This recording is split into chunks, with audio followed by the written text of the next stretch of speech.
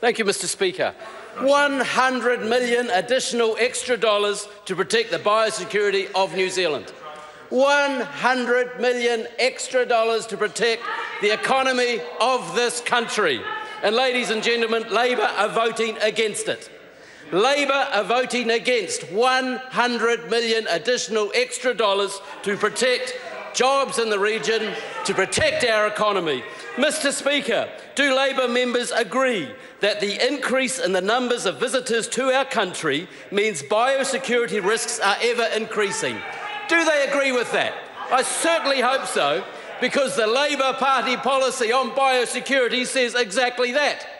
This levy, Mr. Speaker, will help boost the capability of biosecurity system to identify offshore threats to the many and varied production sectors across primary industries such as PRRS and foot and mouth disease. Mr. Speaker, this additional $100 million to protect our nation, our country, our jobs, our region, our biosecurity, that is what it in fact will achieve.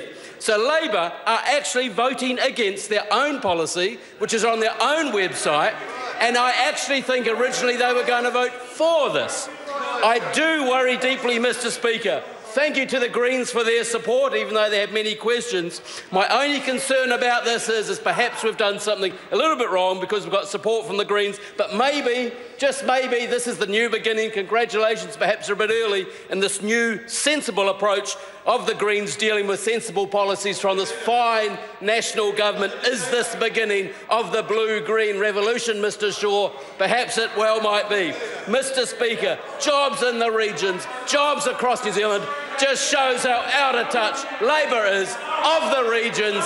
They are voting against 100 million additional dollars to protect biosecurity, to protect our land-based industries, to protect jobs. Labor is no longer the party of the workers. National has always been, and once again, this additional $100 million to protect regional jobs is a fine worker job-friendly policy of this fine national government. I commend this fine bill to the House, Mr. Speaker.